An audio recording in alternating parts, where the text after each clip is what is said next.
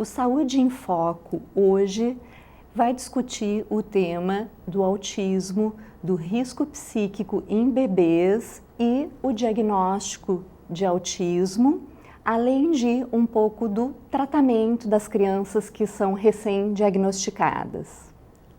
Bom, a gente tem observado uma discussão ampla na mídia sobre o autismo, a gente percebe uma mudança em termos de destaque para a temática, né, em relação a alguns anos atrás.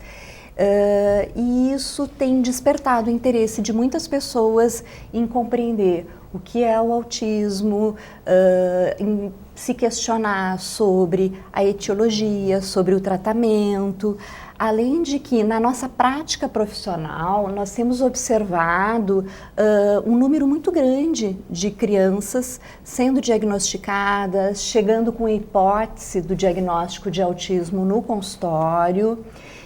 Então, eu vejo que essa temática ainda precisa ser elucidada também em relação ao que a população em geral precisa saber sobre o tema, até para poder conviver de uma maneira melhor com essas crianças que muitas vezes têm um comportamento atípico, né, que necessitam um cuidado maior, especialmente em público, né, Paulo? Eu me lembro que tu disseste no dia do encontro sobre quando a promotora esteve aqui para falar de inclusão, sobre uma criança que teve uma dificuldade, que chorava muito e não foi compreendida pelas pessoas que circulavam.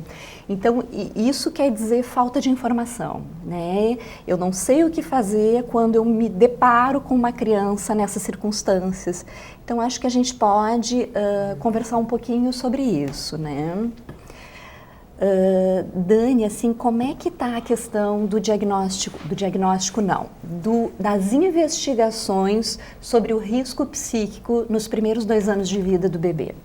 Nós tínhamos alguns protocolos já bastante importantes que se aproximavam aos 24 meses de vida do bebê, apresentando um risco de autismo e aí uma possibilidade de intervenção. E está para sair agora em 2017 o resultado de uma pesquisa da qual nós vamos poder chegar muito cedo, e aí com esse tempo a gente não diz que a criança está num quadro autístico, ela está com risco de, porque os indicadores não são de autismo, são de risco mesmo, de que algo diferente está acontecendo ali, mas que poderiam desencadear para um autismo. Eu até remeto ao Paulo também, que é pai, né? Como é que é para a família? Como é que a gente vai lidar com a família com isso, né?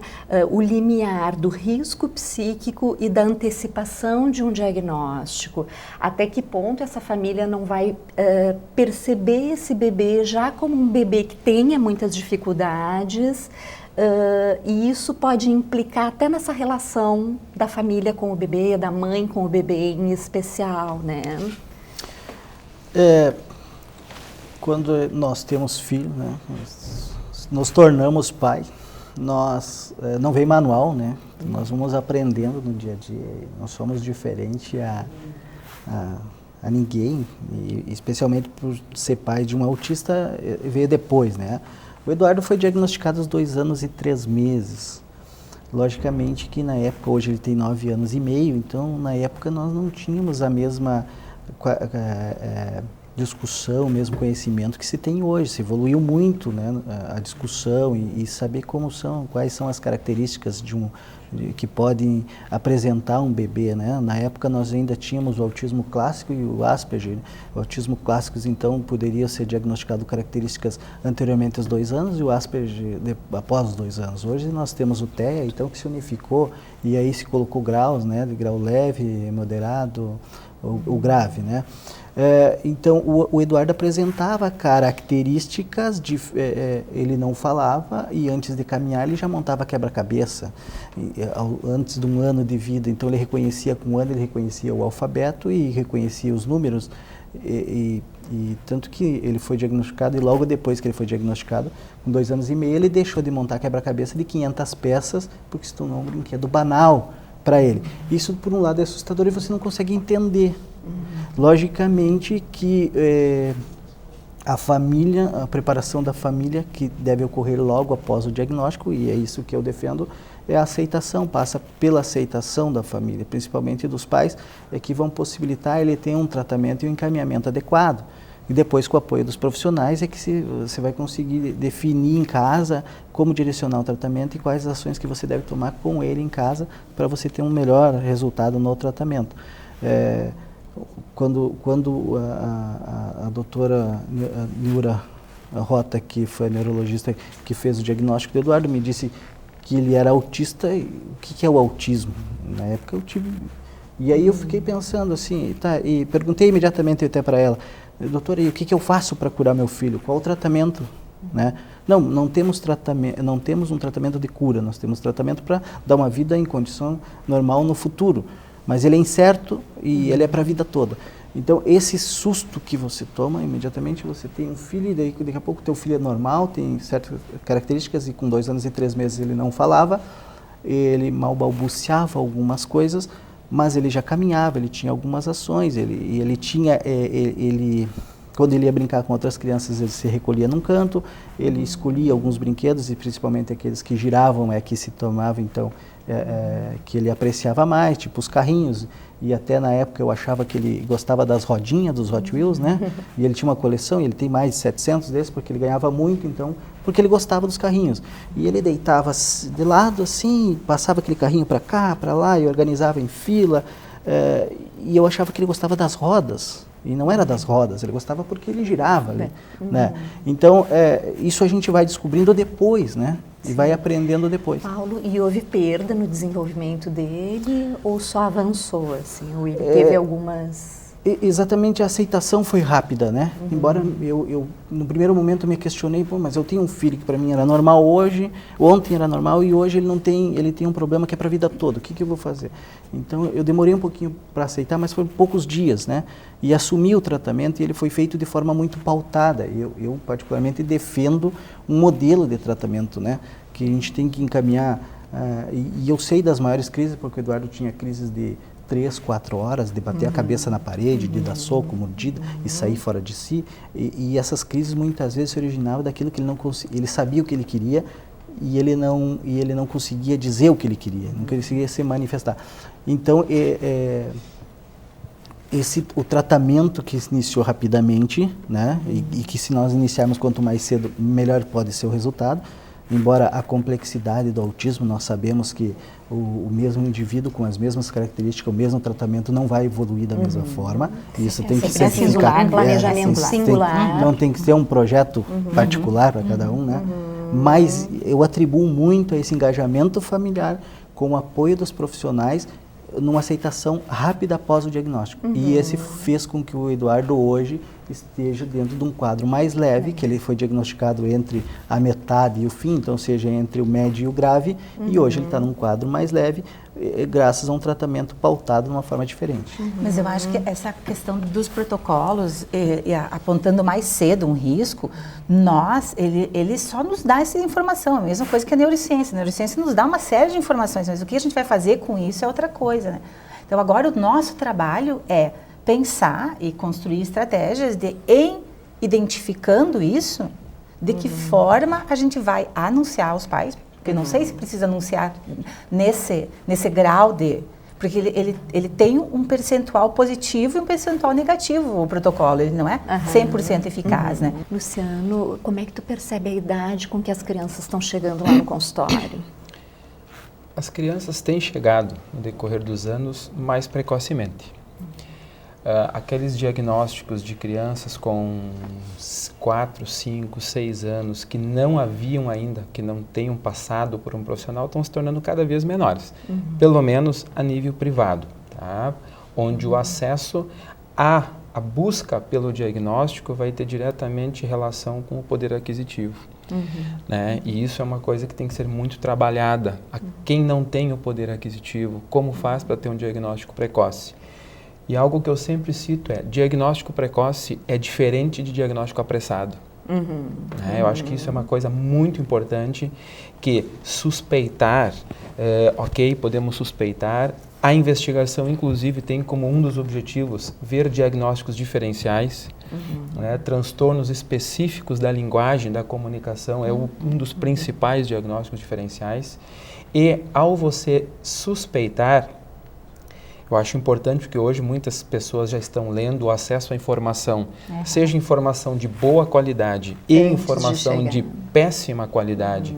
É muito fácil, né? Nós temos a internet nos trazendo grandes benefícios, mas também grandes malefícios. E muitos pais hoje, eles já vêm com um preconceito sobre o que é aquilo, muitas vezes já com uma certeza, porque foi passada uma informação que lhes deu uma certeza que ainda, ao eu avaliar, eu não tenho aquela mesma certeza. E deixar muito claro que intervir nenhuma criança com uma intervenção precoce adequada vai piorar seu desenvolvimento. Uma criança que não tenha transtorno do desenvolvimento nenhum, se for estimulada de uma maneira correta, ela também só vai melhorar. Então, intervenção precoce não é sinônimo de diagnóstico firmado. Até porque essa intervenção vai nos dar mais ferramentas, mais olhares de profissionais que vão nos colaborar. Mas, remetendo à tua pergunta inicial, elas estão chegando mais precoces por volta de 2 anos. Estão chegando, Isso tá? é uma por mudança volta significativa, eu tenho visto.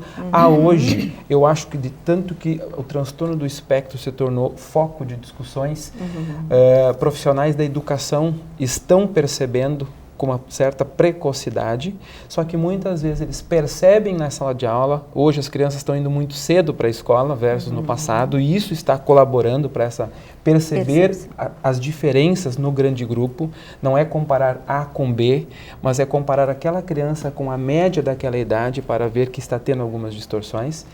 Só que muitas vezes esse profissional também não sabe o que eu faço com essa minha angústia. Agora o professor, com quem eu falo, para onde eu encaminho, para se chegar a esse diagnóstico e de uma maneira que não acabe provocando uma ansiedade muito grande na família.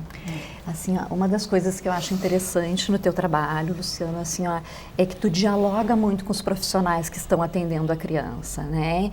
Então, o Luciano faz trocas lá com o professor, com a educadora especial, com a psicóloga. Acho que tu recebe muitas cartinhas de todo mundo. E mando bastante. E manda bastante, né? A gente se escreve muito.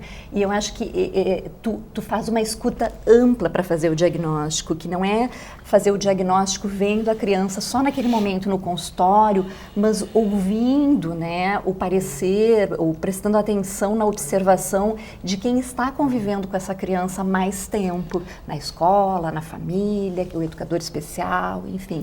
Eu acho isso bastante importante, né, no trabalho. E agora eu gostaria de abrir um pouco para as pessoas que quiserem colocar algo, né, em relação à temática. Enquanto tu falava, Luciana, eu fiquei pensando sobre esses casos de desconfiança da família que chegam ao teu consultório, por exemplo. Eles chegam por uma percepção da mãe, a mãe começou a notar coisas diferentes no filho, o pai ou outras pessoas que falam para essa mãe que pode ter algo diferente nesse filho. E quais são os sinais que essa mãe percebe nesse filho para chegar ao teu consultório? Olha, principalmente assim, o sintoma que os pais mais percebem é o atraso da fala. Tá? Os outros sintomas, eventualmente que estão presentes, é mais perceptível pelos professores e por outras pessoas do convívio. Porque às vezes no dia a dia você acaba não percebendo, achando que aquilo é só uma mania, que gosta muito daquilo, que tem um interesse muito grande, quem sabe adora carros e às vezes sabe marcas de carros, quando não é uma coisa esperada, mas porque gosta muito de carros. Né? Então, geralmente, quando é parte dos pais, a busca pela consulta é pelo atraso de linguagem ou por crises comportamentais muito intensas. Quando vem por isolamento social, hábitos mais repetitivos, é o professor ou outras pessoas que muitas vezes orientam. Tá? Diagnóstico, assim, no termo transtorno do espectro autista, que é o termo utilizado, eu acho que a palavra mais importante é espectro, que nos dá a noção de algo extremamente leve a algo extremamente grave. E dentre esses dois polos, existem várias graduações diferentes. Eu diria que teríamos que ter leve, grau 1, 2, 3 e 4, 5, moderado, grau 1, 2, 3, vários graus. Leve, moderado e grave ainda está muito falho isso ainda, né? O leve é um desafio diagnóstico. É um desafio diagnóstico realmente você não deixar passar o diagnóstico, mas também não dar diagnóstico a quem não tem o transtorno. O grave é mais fácil de se chegar ao diagnóstico porque ele contempla um isolamento social mais intenso. Não que a criança que se isole sofra por isso. Não, ela não sofre, ela está tranquila em relação a isso. Mas é aquele comportamento que destoa do padrão esperado, de não ter interesse por crianças da sua idade, às vezes ter um interesse muito grande por crianças maiores do que a sua idade, não ter, às vezes, com os próprios pais uma relação social adequada dentro de casa, de não fazer trocas. Aquela história que criança com espectro autista não olha nos olhos, isso é uma lenda, claro que olha, porém não mantém um olhar sustentado a ponto disso gerar uma troca social, uma interlocução. Acho que ainda tem uma influência de uma representação social daquele autista clássico, daqueles filmes antigos, né? Que as pessoas ficam muito ligadas que o autismo é aquilo. E qualquer coisa que fuja um pouco de algo mais intenso do que era visto, reproduzido em filmes antigamente, eu acho que já... Né? Então, essa coisa de não olhar, de não ser afetuoso, está muito relacionado a representações sociais antigas, né? Que permanecem de alguma forma. Eu fiquei pensando aqui que há um consenso entre todos de que a intervenção, quanto mais cedo, melhor, né? E isso é um desafio para nós, porque 2 anos, né, já é um pouco tarde, mais cedo do que antigamente, mas tarde. E fiquei pensando nessa questão de capacitar os profissionais que acompanham as crianças, os bebês, né, para a identificação precoce. Os bebês não chegam, dificilmente chegam ao psicólogo, dificilmente chegam ao neurologista, a não ser que alguma evidência maior se apresente. Fiquei pensando nisso. E outro aspecto que eu também gostaria de pôr na roda aqui é o termo estimulação, porque eu vejo alguns pais e mães achando que tem que fazer 1000 coisas para o seu bebê ser um bebê muito capaz, né? E quando vem um diagnóstico de autismo, então eu vejo os pais mais angustiados. Eu conversei com uma mãe, há 2 semanas atrás, e ela dizia assim, o meu filho, né, diagnosticado com autismo, não faz isso, não faz aquilo, e eu tenho que estimular ele nisso. Eu tenho um filho de 4 anos e eu pensei, poxa, o meu também não faz. Mas como esse olhar, como o diagnóstico permeia essas relações entre pais e filhos, daqui a pouco aquilo que outras crianças não conseguem fazer, tudo bem, atribuem ao transtorno. Isso. Então, eu queria ouvir vocês sobre esses 2 desafios, que é esse diagnóstico precoce. Então, como fazer e... essa questão da a palavra estimulação, né? Isso. Cris, antes disso, eu queria que a Morgana, que está fazendo estágio no CAPES, contasse um pouco o que está sendo o que está acontecendo no CAPES e em relação ao atendimento das crianças com esse diagnóstico. São atendimentos multi para a criança que é diagnosticada com autismo, né? Então, é toda uma equipe que se trabalha e que pensa junto também em relação a essa criança e o que seria melhor, pensado junto com ela, o que seria melhor para o bem-estar dela. Então, quando a criança entra no serviço, ela é elaborado junto com ela e com o responsável o seu plano terapêutico singular, que aí vinha de encontro com o que vocês estavam falando sobre cada criança tem a sua individualidade, a sua singularidade. E conforme a demanda, avaliam a demanda e, se for necessário encaminhar para algum serviço mais especializado, encaminham. Mas se acharem necessário, se acharem que conseguem responder a essa demanda como uma equipe, aí eles acolhem e pensam junto como seria o melhor atendimento para essa criança. Eu, como advogado, sou especialista em direitos dos deficientes. Como pai, eu tenho uma visão. Como advogado, outra visão. Estou há mais de 7 anos estudando autismo. Então, outro dia perguntado numa entrevista se cada pai se torna um pouco especialista em autismo. Quase isso. Quase, né? Só falta o diploma. Porque nós buscamos conhecimento. Por que eu busco conhecimento? porque eu tenho que descobrir qual é a melhor forma que eu contribuo para o resultado, melhor resultado no tratamento do meu filho. Eu tenho os profissionais que me orientam, mas eu também tenho que aprender como eu dou o melhor resultado, né?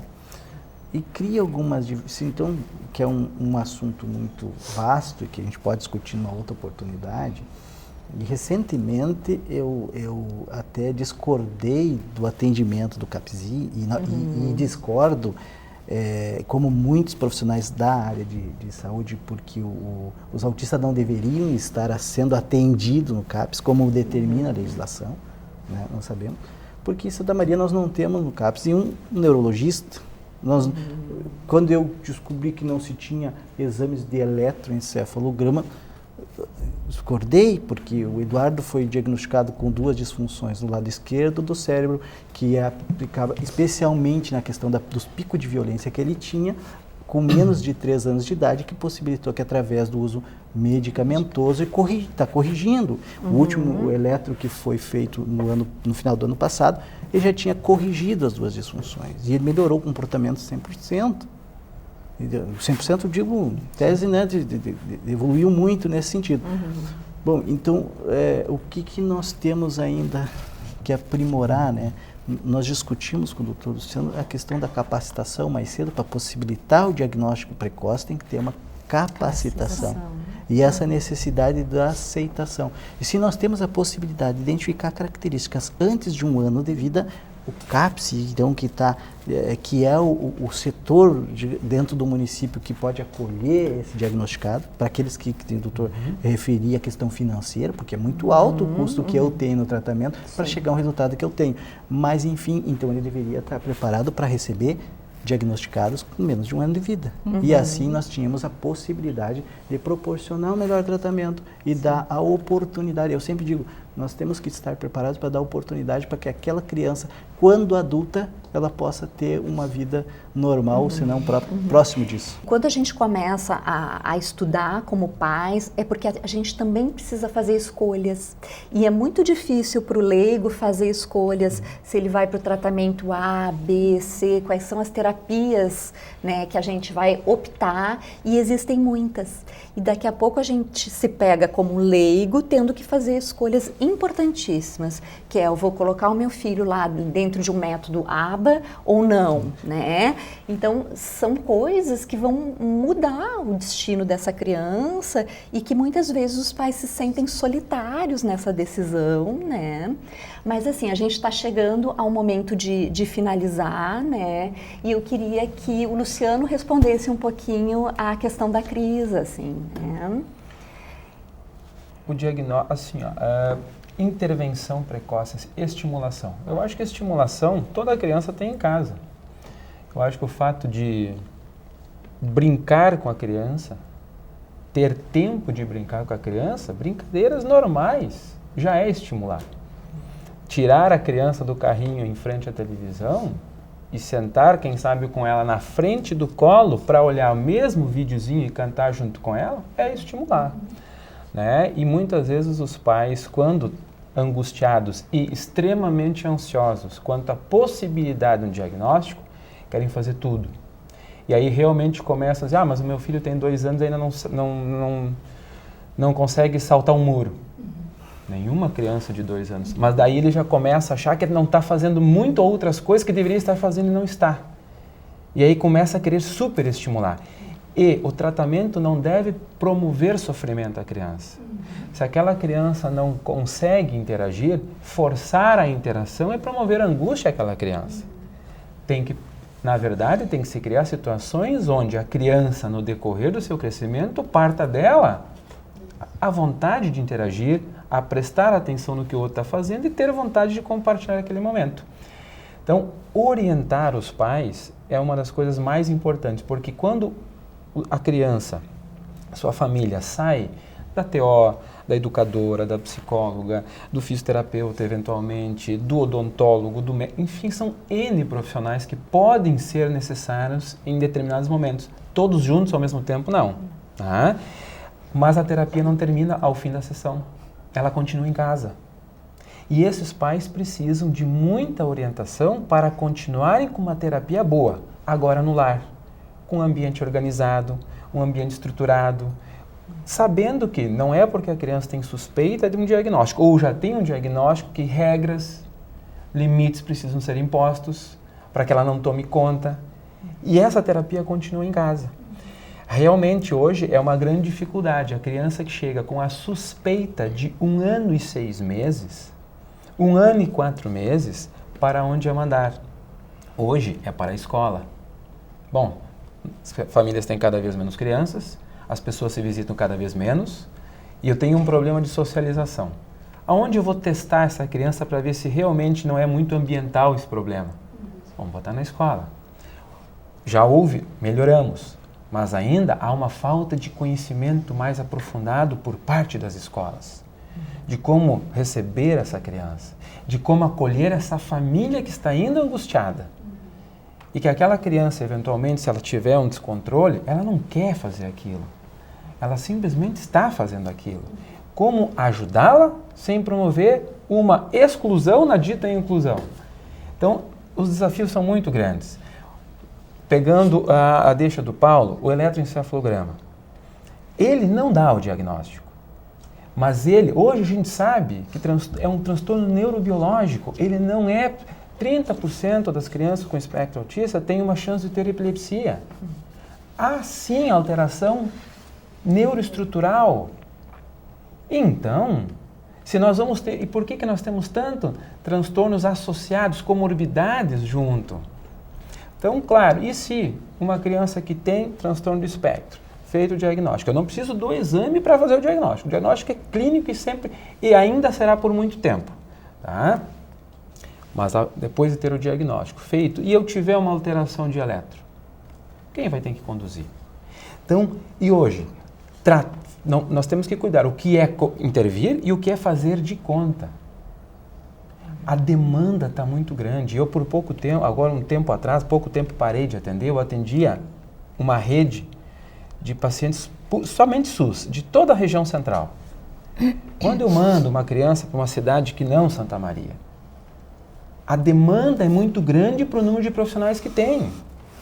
E aí eu sei que a fonoaudióloga vai dar 20 minutos por semana para aquela criança e a gente não pode aceitar que aquilo é intervenção fonoaudiológica. Não é. Mas por falta, o profissional também se frustra. Falta estrutura para receber e conduzir bem essa. A gente sabe que é intervir. Infelizmente, no final vai ficar um programa com gostinho de quero mais, né? A gente vai precisar discutir mais isso, vai voltar outras vezes para falar sobre autismo. Acho que é bastante amplo, são muitas questões. Eu só fecho assim com a ideia de que eu acho que as terapias, elas são importantes, mas elas não podem sobrecarregar a criança e a família. Não pode ser a via sacra dolorosa em busca de uma solução mágica, que a criança tem que estar bem, né? E que às vezes o excesso de terapias pode ser muito negativo para o desenvolvimento, porque também gera estresse na criança. Eu queria rapidamente colocar nesse sentido, as famílias não podem esconder o problema, eles têm que aceitar que nós temos um filho diferente, para o tratamento ter esse resultado, aceitar a orientação do profissional, ele tem que ser o esteio do tratamento, porque a criança vai ficar 1 hora, 2 horas por semana com o profissional, mas fica o restante do tempo em casa, então ela tem que entender e tentar interpretar o que é, seguir a orientação e interpretar o que é autismo e o que é criança. Não podemos confundir as duas. Eu sei que é muito difícil. Juntar e acreditar que isso é por causa do autismo e quando muitas vezes não é do desenvolvimento natural de qualquer criança. Né? Alguns comportamentos são esperados. E a demora, bem rápido, a demora para levar ao médico, a demora para aceitar que o doutor está dando um diagnóstico, e por dois lados, um é esconder da sociedade que nós temos em casa um filho diferente. E isso ainda é muito alto, porque eu recebo, converso com muita gente, recebo muitas consultas e Santa Maria ainda tem um alto índice desse preconceito tipo de comportamento. Bem, eu agradeço a participação de todos vocês, muito obrigada por terem vindo até aqui e que a gente possa fazer de novo um programa com essa temática, né, e continuar as nossas discussões. Então, ficamos por aqui hoje. Muito obrigada a todos.